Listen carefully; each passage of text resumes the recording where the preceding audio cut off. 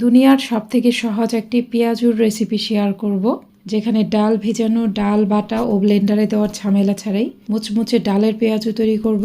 যাদের হাতে সময় খুব কম, খুব ব্যস্ত থাকেন, তাদের জন্য এটা পারফেক্ট একটা রেসিপি হবে। ঠান্ডা হয়ে যাওয়ার পরেও এই পেঁয়াজুটি দীর্ঘ সময় পর্যন্ত মুচমুচে থাকে। পেঁয়াজুর জন্য এখানে 1 কাপ পরিমাণ মসুরের ডাল দিয়ে দিলাম। ডালটাকে ধুয়ে নিতে হবে, কিছুটা পানি দিয়ে কচলিয়ে কচলিয়ে খুব ভালোভাবে ধুয়ে নিব। এই ডালটাকে পানি পাল্টিয়ে পাল্টিয়ে একদম পরিষ্কার পানি বের হওয়া পর্যন্ত ধুয়ে নিব। ধুয়ে নেওয়ার পর ডালের গায়ের পানিটা ঝরিয়ে নিতে হবে। আমি একটা স্ট্রেনারে ডালটা নিয়ে নিয়েছি। এখন একটা প্যানে পর্যাপ্ত পরিমাণ পানি ফুটিয়ে নিয়েছি। অবশ্যই পানিটা একদম ফুটিয়ে নিতে হবে। এই ফুটন্ত গরম পানিতে ডাল দিয়ে দিলাম। ডালগুলোকে ঘড়ি ধরে ঠিক 3 মিনিটের মতো সেদ্ধ করতে হবে। কোনোভাবেই 3 মিনিটের বেশি সেদ্ধ করা যাবে না। ঠিক 3 মিনিট পর আমি চুলাটা বন্ধ করে দিয়েছি। এখন ডালগুলোকে পানি ঝরিয়ে উঠিয়ে নিতে হবে। দেখুন, একটা চামচের সাহায্যে দেখিয়ে দিচ্ছি। ডালটাকে ঠিক এইভাবে সেদ্ধ করে নিতে হবে, এর বেশি কিন্তু সেদ্ধ করবেন না। আর যত তাড়াতাড়ি সম্ভব গরম পানি থেকে ডালগুলো উঠিয়ে নিতে হবে। ডাল পুরোপুরি ঠান্ডা হয়ে যাওয়ার পর পেঁয়াজু বানাতে চলে যাব। যেই কাপ দিয়ে ডাল মেপেছিলাম সেই কাপেরই 1 কাপ পরিমাণ পেঁয়াজ কুচি নিয়ে নিলাম। পরিমাণ মতো কাঁচামরিচ দিয়ে দিলাম।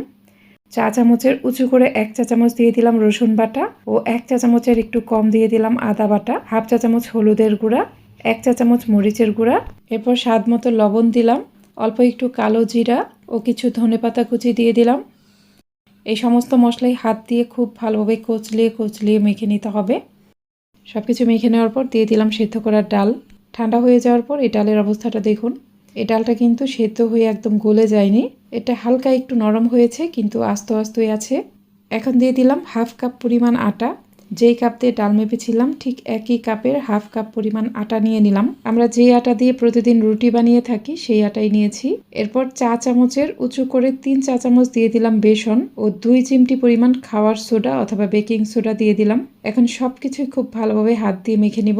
এই পর্যায়ে যদি এই মিশ্রণটাকে আপনার কাছে একটু ড্রাই মনে হয়, তাহলে এখানে অল্প একটু পানি অ্যাড করতে পারেন। আমার কাছে এটা একটু ড্রাই মনে হচ্ছে না, পানি ছাড়াই সম্পূর্ণ মিশ্রণটাকে আমি মেখে নিয়েছি। এই মিশ্রণটা কিন্তু অনেকটাই আঠালো।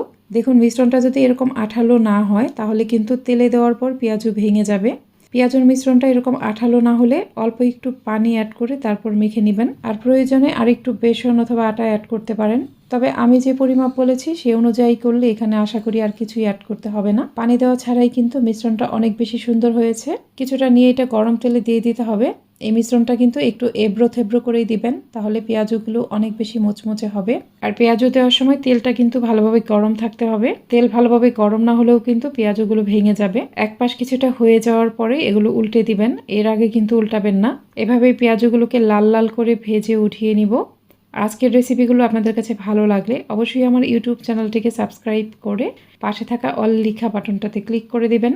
আর ভিডিওটি যারা ফেসবুক থেকে দেখছেন তারা অবশ্যই আমার ফেসবুক পেজটিকে লাইক ও ফলো দিয়ে রাখবেন। এই পেঁয়াজগুলো খেতে কি যে মজার, একবার ট্রাই না করলে বুঝতে পারবেন না।